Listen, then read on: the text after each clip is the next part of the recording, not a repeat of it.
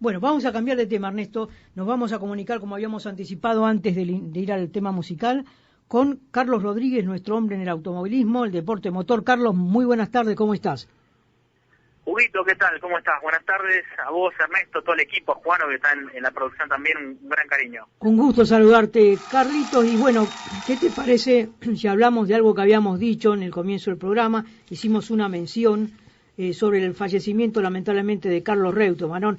Hay que decir que se nos fue el último gran piloto de la Fórmula 1 que quedaba con vida, junto con Fangio, Froilán González y Carlos Reutemann. Sin duda son los tres pilotos que mejor nos representaron en la Fórmula 1 internacional, ¿no?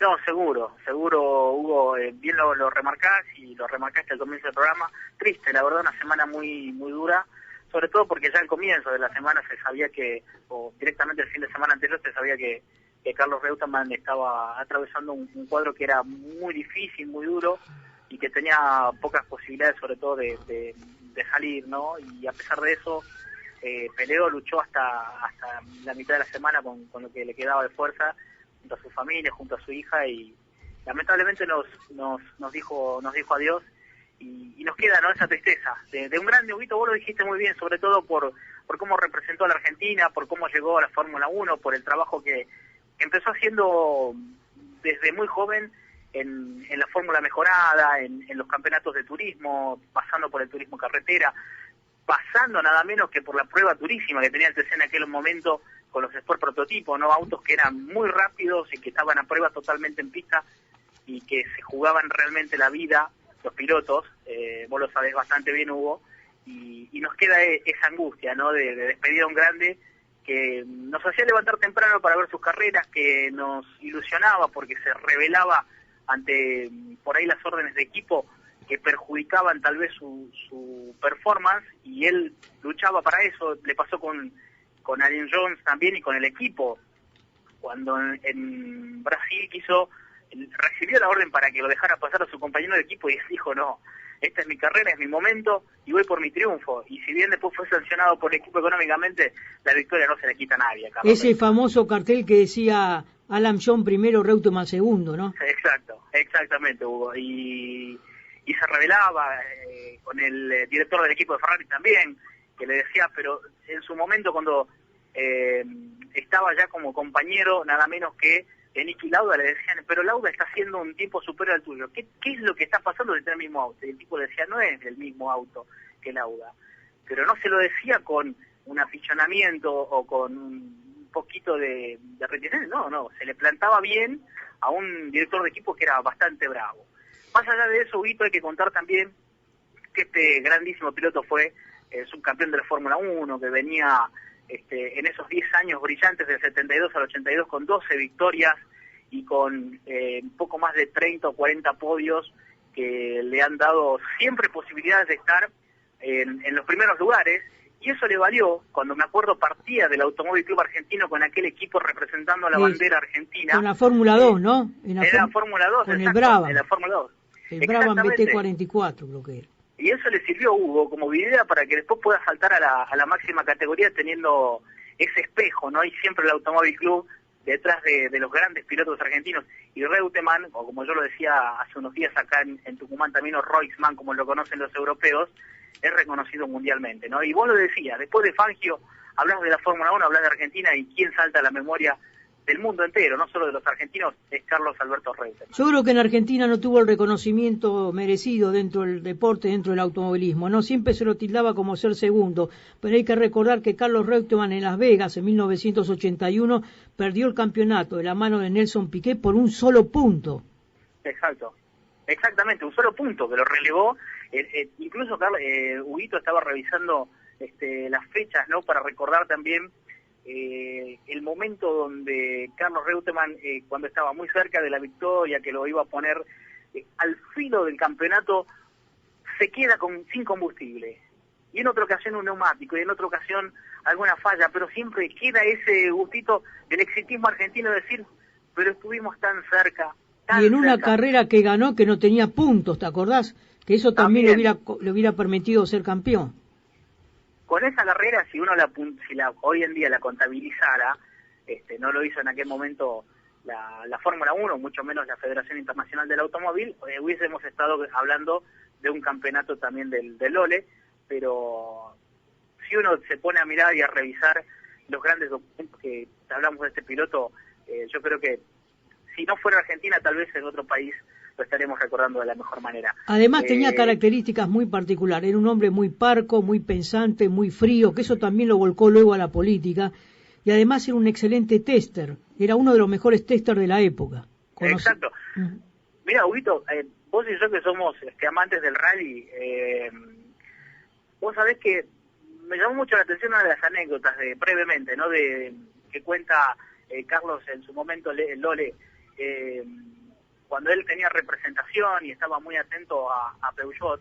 Entrado en el año 86, él corre en el Rally de la Argentina, en el Mundial, con Peugeot, con aquel emblemático 205 T16, que nada menos manejaba Ari Vatanen, ¿no? Entre otros colosales pilotos de aquel momento. Carlito, perdón que te interrumpa, creo que el director deportivo de Peugeot en esa época era John Todt, que después, actual presidente de la FIA, ¿no?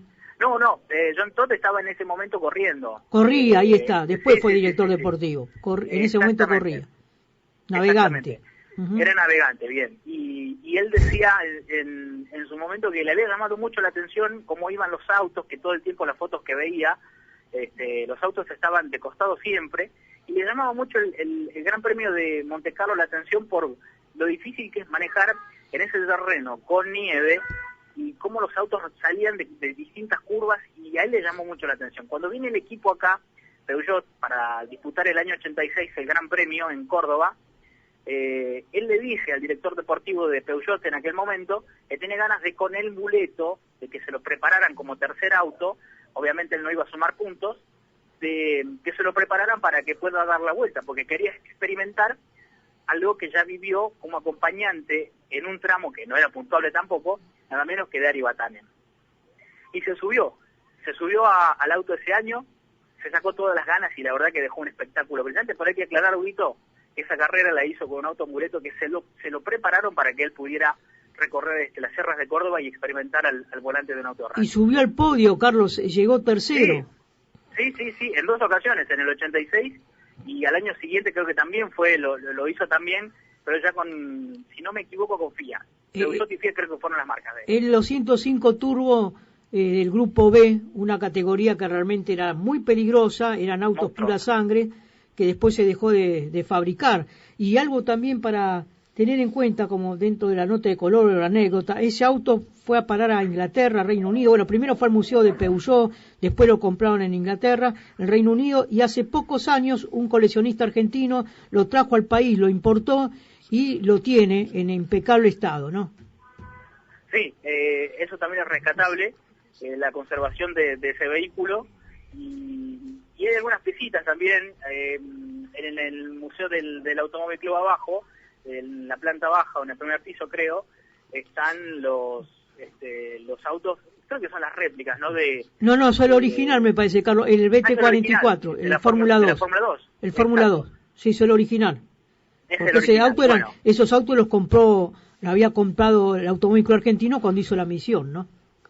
Ahí está. Bueno, yo tenía entendido que no, que eran réplicas, pero si me decís eso, creo que toma un valor realmente mucho más fuerte, Huguito, ese dato, y porque sobre todo el estado de conservación es impresionante, ¿no? Vos sabés cómo trabaja el Automóvil Club Argentino para fortalecer todo lo histórico y lo emblemático que han dejado huella nuestros pilotos. Me parece que fueron las 2 últimas grandes misiones que tuvo el Automóvil Club relacionado con el mundo del automovilismo y los argentinos en el exterior, ¿no?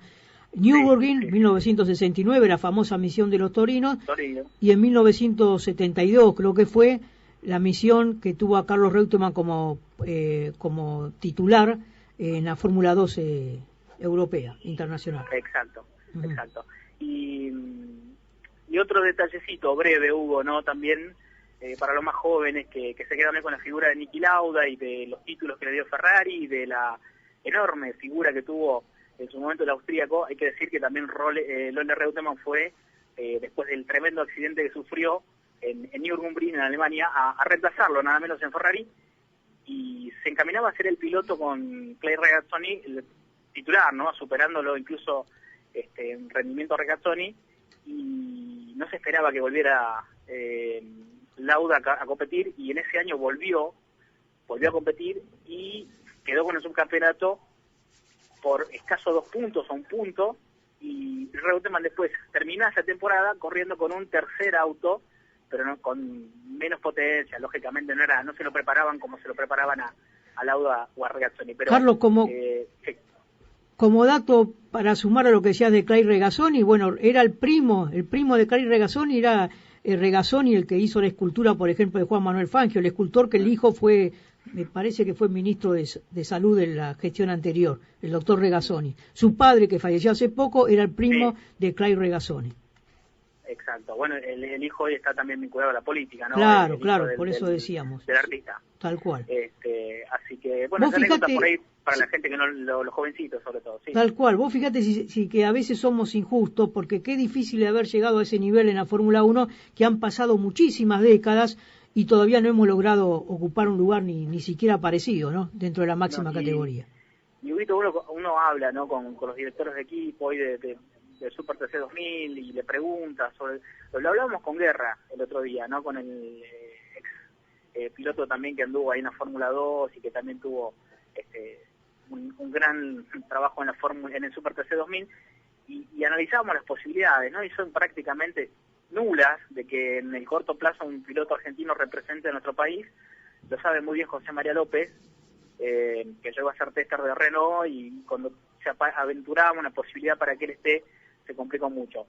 Falta dinero, falta apoyo y falta que la Argentina sea escenario, al menos de un gran premio, para que puedan tener posibilidad nuestros pilotos. De no ser así, con las personas que vos hablás y que han tenido algún vínculo con la Fórmula 1 en la Argentina, te dicen imposible que hoy un piloto argentino esté subido a un monoposto. Sin duda. Carlos, ¿algo más para agregar el recuerdo de Carlos Reutemann, que lamentablemente se fue hace 2 días? Y no sé si tenés algo más para agregar a... Sí, agregar fuertemente la faceta, la o la polifacética vida que ha tenido esta gran figura, que vos lo decías, no solo se vinculó, fue excelente en lo que hizo, que es el automovilismo, sino que después, cuando fue tentado por Carlos Menem para ingresar a la política, lo hizo a lo grande. Tuvo 2 gobiernos también en Santa Fe con el voto popular, fue diputado y fue respetado por todos los arcos políticos, sobre todo en un momento en el que las divisiones políticas se han acrecentado. Miraba uno el Twitter de la hija de Carlos Reutemann y no podía creer a veces que se aunaran todas las grietas para poder saludar y despedir a un grande, como creo pasó un poquito con Diego Maradona hace no mucho tiempo. Ahora se dio con esto, así que eso habla también de quién fue Carlos Alberto Reutemann, o como muchos lo llaman en Europa, Reutemann. Así es. Carlos, un fuerte abrazo, gracias por este recuerdo y nos reencontramos, si te parece, el próximo fin de semana. Muy bien, Huguito, si Dios quiere volvemos el fin de semana. Un gran cariño en Córdoba para Diego Alagia y Benjamín Ortiz, que están haciendo el trabajo en el rally argentino, cubriendo la continuidad de esta actividad que hoy está volviendo después de las restricciones. Y aquí en Concepción, bueno, a María Rosa, que me está acompañando acá también en una agradable tarde, mi mamá acá en Tucumán, acompañando también, como siempre, a Vigencia. Así que un gran cariño también a ustedes ahí, a todo el equipo, a Daniel también, que me había olvidado en el principio. Así que ya muy prontito estamos retomando y restableciendo total. Gracias, Carlos. Buen fin de semana. Carlos Rodríguez, el hombre en vigencia del deporte motor y el recuerdo de Carlos Alberto Reutemann. Compartimos un tema musical.